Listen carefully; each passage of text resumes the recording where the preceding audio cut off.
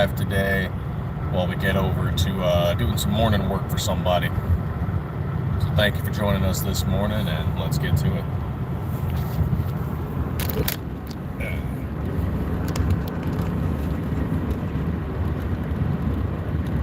Four days left, ladies and gentlemen. 4 days. And the Glocktober sale ends. Hey, thank you for that like. 15 to 20% off our SM19 and 17 strip slides for the Generation 3 Glock 19 and Glock 17. We are still working on finishing that 26. We are prepping an order for it and prepping a range trip. Trying to get an early, probably about 50, 60 slides done. Pat coming in clutch at first. Omar at second. What's going on, gentlemen?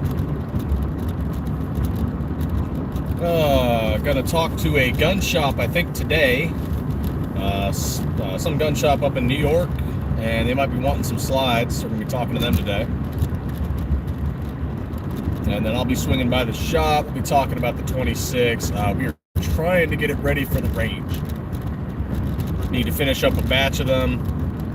Go over them, go over the measurements, make sure everything's good, and then we will do our frame tests, and I'm hoping sometime this week. I'm hoping, but I think we'll have it ready in November. I think it'll be ready in November if all goes well. After that, the 43, and then we're trying to figure some stuff out, you know. Trying to figure out what's next. You know, do we do a Glock 23? Do we do a Glock 20, a Glock 21? You know, what's next? What is the crowd looking for? What is the market looking for following Glock V series? So that's something we're definitely gonna have to ponder. And heck, we'll probably do some polls and stuff with y'all and see what you guys are interested in.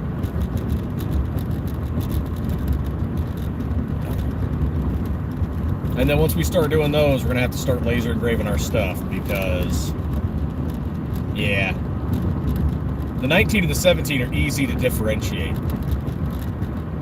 Start adding some other stuff into it. Employees might get mixed up. Customers might get mixed up. Going to have to start laser engraving some things.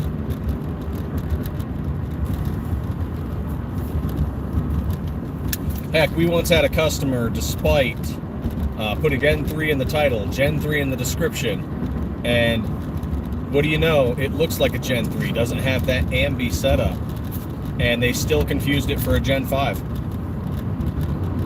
People don't read, what can I say?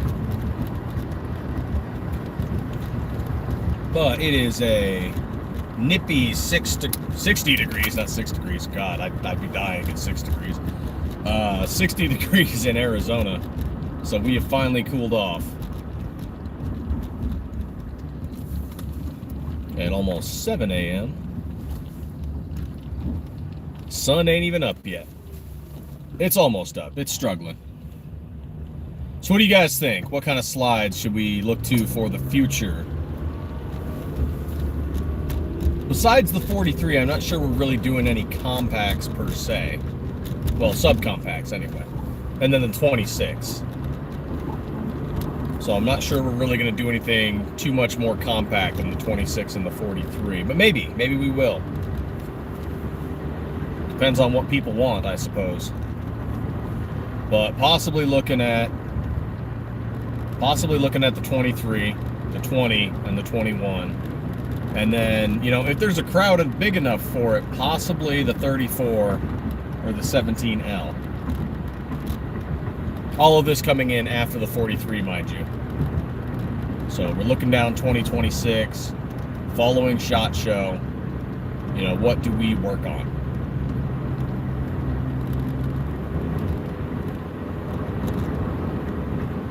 Quite the quandary. I suppose the easiest answer is to reach out to a distributor and say, hey, what do you guys want next?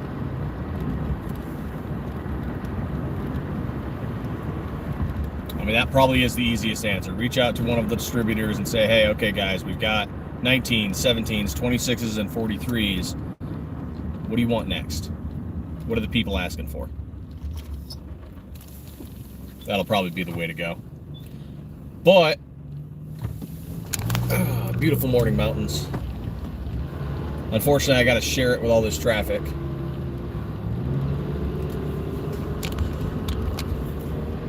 Beautiful sky.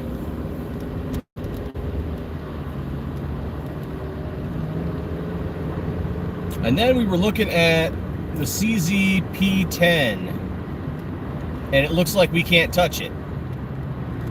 Just on a loose eval of what we're seeing, it looks like some stuff on the P10 is still patent protected, and we can't touch it.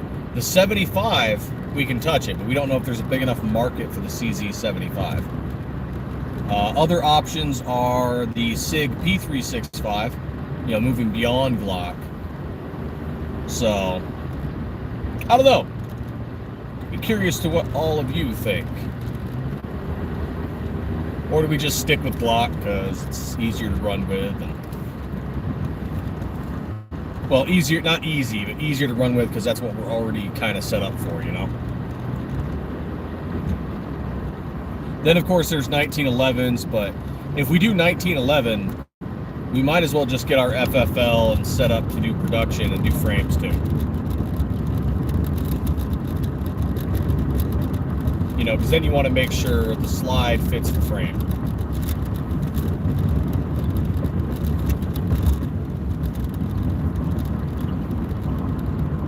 And then we'd be really cooking. And at that point, I mean, if we did frames for the 1911s, we might as well open up a small gun shop at that point.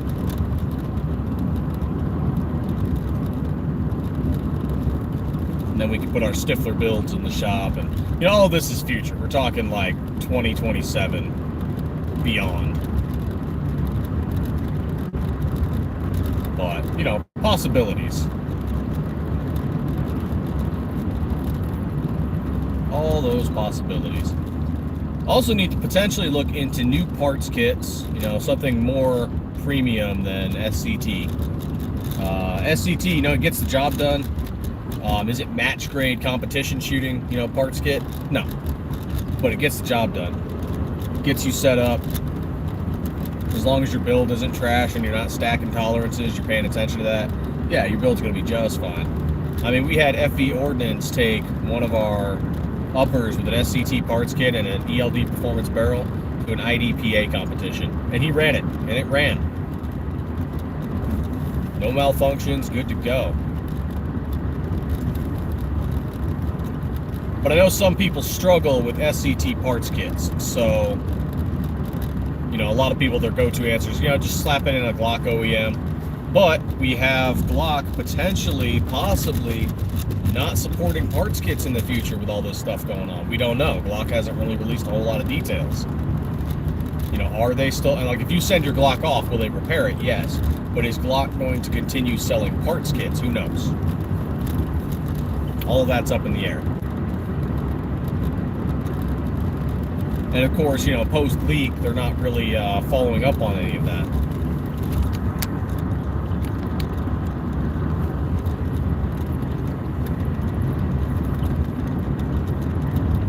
Somebody dropped me a message. Make sure my chat isn't broken. Last thing I got is from Omar. Occasionally the YouTube chat glitches and I'm not seeing nothing.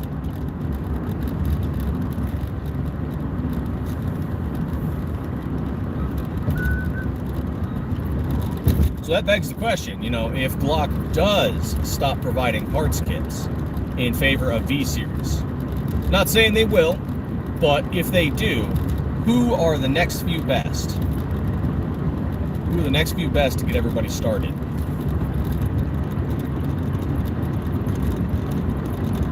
Things we got to figure out. We got some good rates with SCT, but some people don't like SCT, and that's fine. That's their preference. We'll get on over here. Gun tubers are claiming that Glock will still sell Glock parts. Yeah, probably. But, and I've always been under this kind of impression, I could be wrong, I've always been under this kind of impression that Glock at the first opportunity is going to abandon the Gen 3 and up in favor of something new. And this is to push people out of the old Gen 3 plus clone market and into Glock's new generation. Because why not? You know, just as a business, that's a smart thing to do. You know, does it help the clone market? Absolutely not. But Glock has no obligation to the clone market. It's just that their patent expired. So I would have no trouble believing that Glock would push to a new gen that's under patent and then stop supporting the old gens to encourage purchase of their new gen. And the sun rises.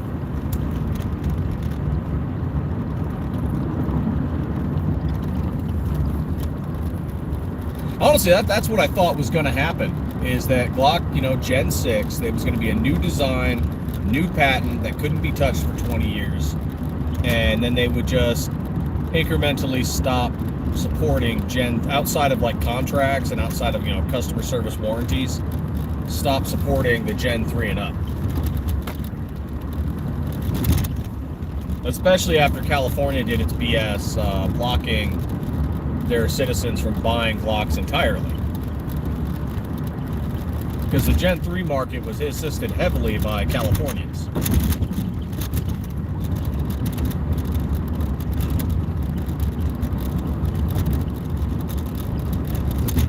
Oh yeah, so what they do, instead of supplying parts, is they allow people to mail their product in, mail whatever build they have in, and then Glock fixes it, and then they mail it back. Glock still is then providing support, but is not feeding the market. Now, I'm not saying that's what they'll do, it's just I could see it potentially happening. Because this way, it makes it inconvenient. You're then gonna start treating your Glock better because you know you have to mail it off, rather than just buying a parts kit and fixing it yourself.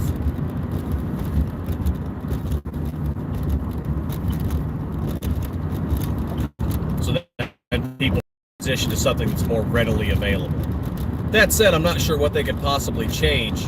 Maybe some sizes, some dimensions to make some of the parts non-functional for future gens. But who knows? This is all just up in the air theory. Stuff I've seen people talking about on various forums. You know, because anytime something shakes up a piece of the gun world, everyone's got a rumor and a theory about it. From a business standpoint, doing a new patented generation just seemed to make sense. Where they would still provide support, you know, at an armorer level, where you could mail it in and they'd fix it for you. They would just slowly phase out support by providing old parts. And then all this new, in theory, Gen 6 stuff would be different dimensions, so it's not backwards compatible. That's what I thought Glock might do following the patent. Because before, you know, Stiffler Manufacturing even existed, that was something we had, you know, thought about. Like, oh, you know, I wonder if, you know, when Glock, you know, this proposed Gen 6 that everyone theorizes about, if Glock will just make it different dimensions under a new patent, new design, and then say, oh yeah, we're cutting support for Gen 3s, and then by this date cutting support for Gen 4s, and Gen 5 being their most recent, you know, once Gen 6 whatever is fully out there, slowly cut support for Gen 5, so that everyone's kind of forced, okay, new Gen 6.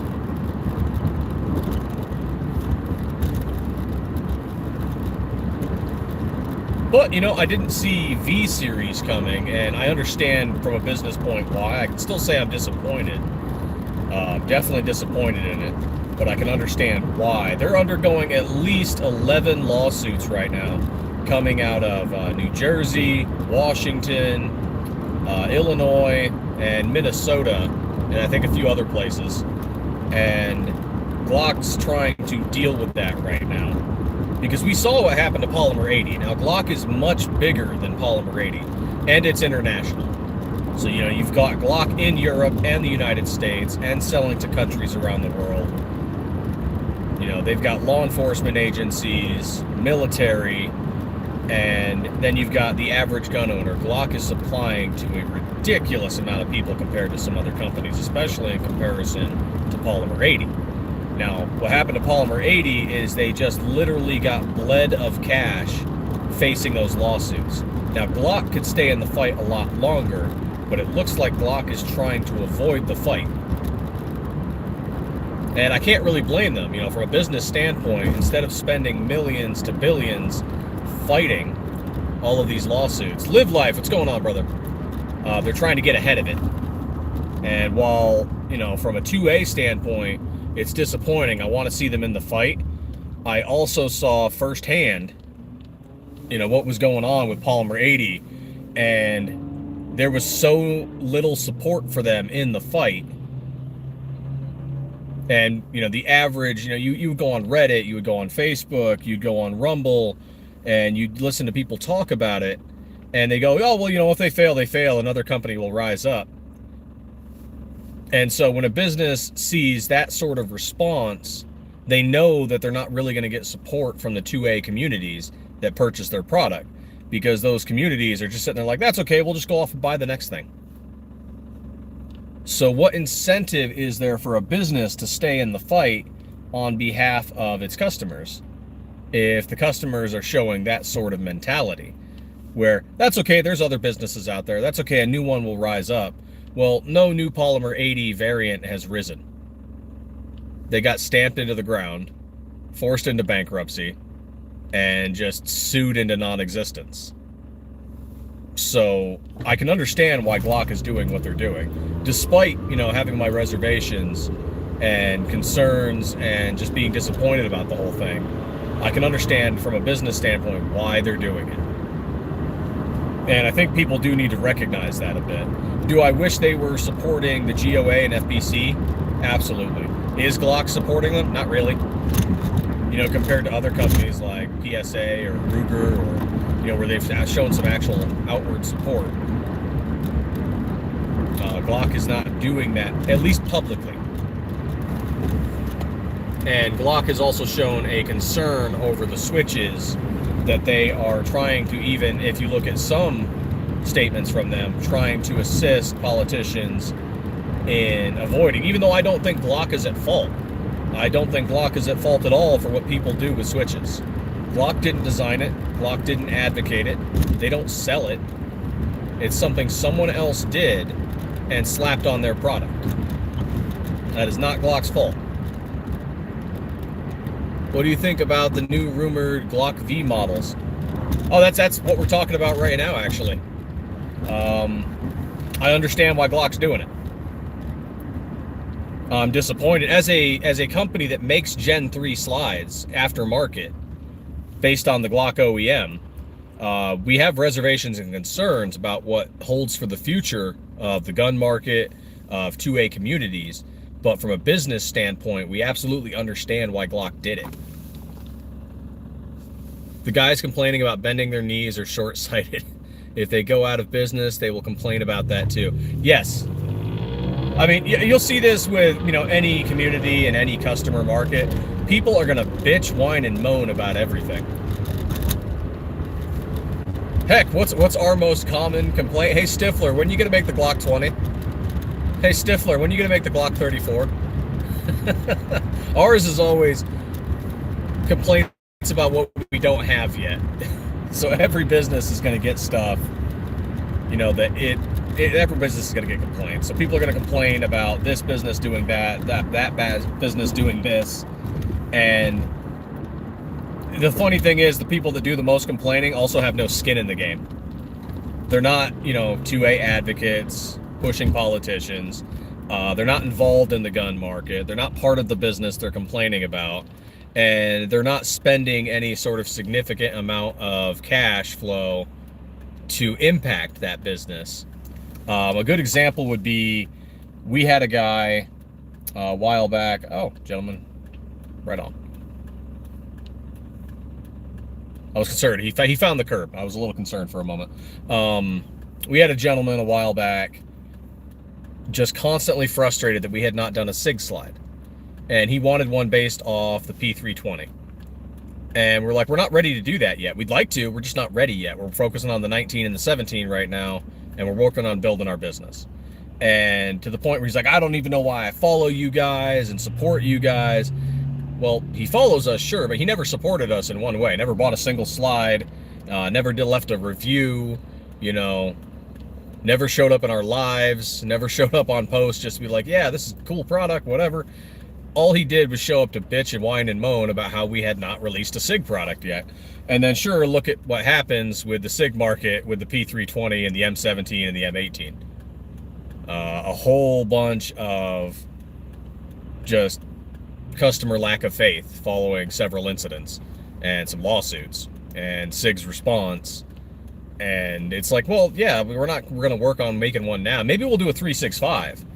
You know, maybe we'll do something else, but again, at the time, we weren't ready, and the guy constantly bitch, whined, and moaned. I had to ask him, I'm like, how many are you going to order? Like, let's say we design one, just one, and you're our only customer. And he's like, well, maybe I'll buy one or two.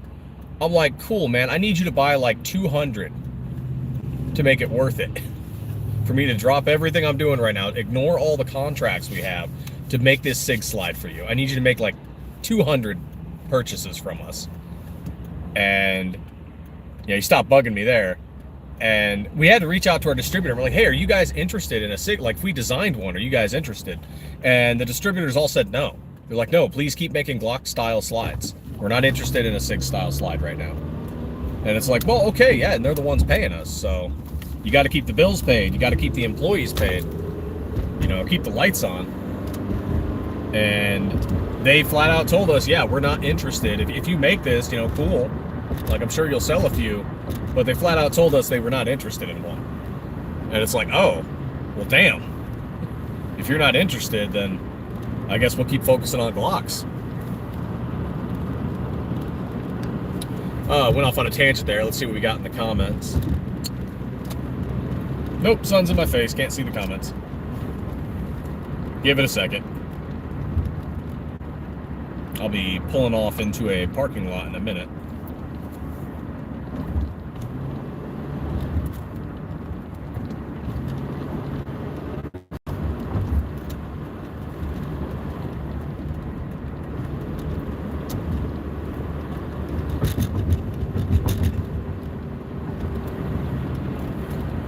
So I've been seeing Glock do this with special trigger, and then they are still doing Gen 6 too. I bet that'll also have a V trigger. Yeah, probably. Which I wonder if they had to redesign the Gen 6 or if that was always in the plan. Because, again, just background theory, I thought they were going to do something completely different. I don't know if I want to do a green screen, because the last time they gave us a lot of crap for it. But maybe I'll just do something different with it.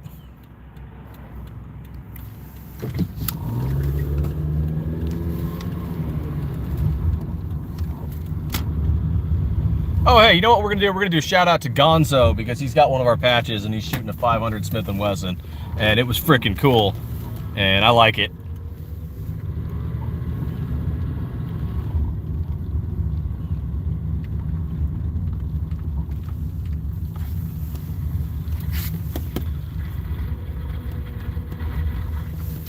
Okay, so let's pull over here real quick.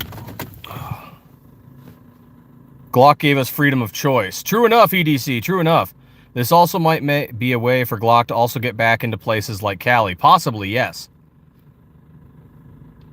EDC, exactly, Tulsi, yes. The 365 might be, yeah, it might be a good move. We're thinking about it.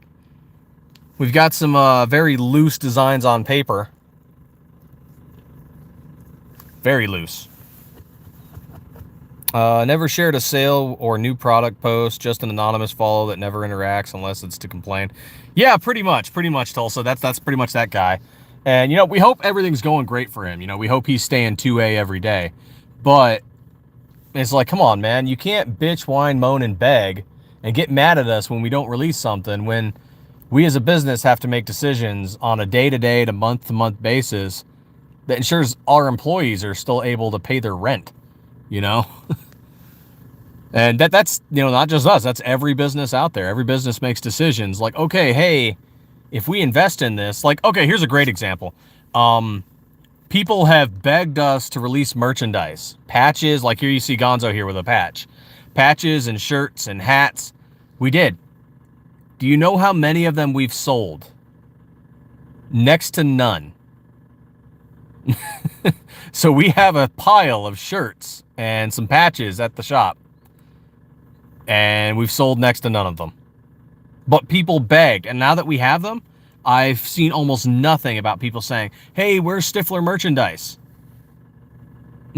So people are always going to ask for the stuff that you don't have. But the real question is, are they going to buy it when you get it? Because you just threw all your money into something. Like, we did this with several different colors. We threw our money into blue raspberry because people told us they liked it. They almost never bought them.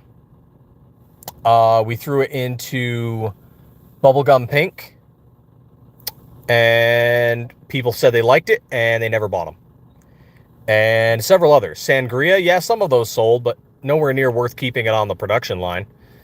You know, it's just, and it's trial and error, right? You hope something works, so you invest some money in it. It's a gamble. It really is a gamble. And we've had to get rid of colors because people are like, oh, hey, why don't you have that anymore? Like Robin's Egg Blue. Robin's Egg Blue is very similar to like a Tiffany blue. Not exactly, but similar. And people are like, oh, that's cool. They never bought them. And then when we get rid of it, all of a sudden people are asking us, hey, man, where's that tip? People like options. And they love seeing the options. That doesn't mean they're going to buy the options. Glock is what people know to go to first, so of course they will want customized when... Yeah! I like to learn CNC machining and eventually get into gunsmithing. Any tips on where to start? Yes, computer-assisted design. Start learning that. Start learning CAD. And that's going to help you with 3D printing. That's going to help you with machining. You're going to learn different versions of it. You can also even take a few college classes on machining. For gunsmithing, start learning basic fixes and then find a local gun school, or you could possibly even do like, what is it, Sonora Desert Institute, or there's a few gunsmithing courses, but even potentially look into a shop. And once you know a lot of stuff, start learning stuff about guns, about how different actions function and what are common issues. And then maybe also look into potential apprenticeships with any gunsmithing business that might be in your area. Hey, Practical Civilian, what's going on? Pat got the GS26X right on. It's like it's like an OM19 with a P80 grip texture and a 26 slide. That tracks, because I mean it's Grit Grips that's making the 26X style frame. If I remember right, I believe it's Grit Grips. Grit Grips and Glock Store, I think, partnered together to make that frame. Let's see here. What the hell? Oh, I must have tapped my tripometer.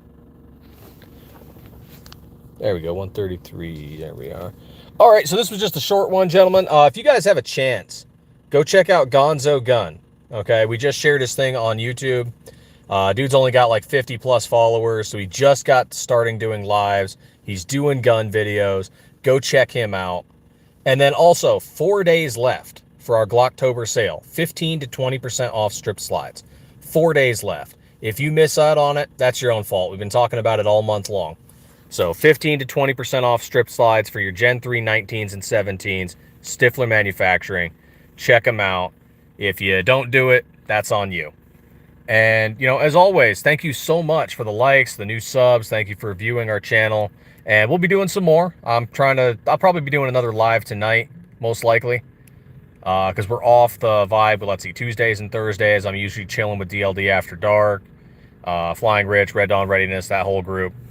Saturdays, yeah, same group. And, you know, Fat Tack Holsters, Black Diamond Guns and Gear, same group, but we're over on Rumble, where I'm just chatting in their lives and talking to people and whatnot. So yeah, Monday, tonight, I'll probably do another live tonight, so feel free to join us. And thanks again so much for popping in, guys. And as always, stay 2A every day.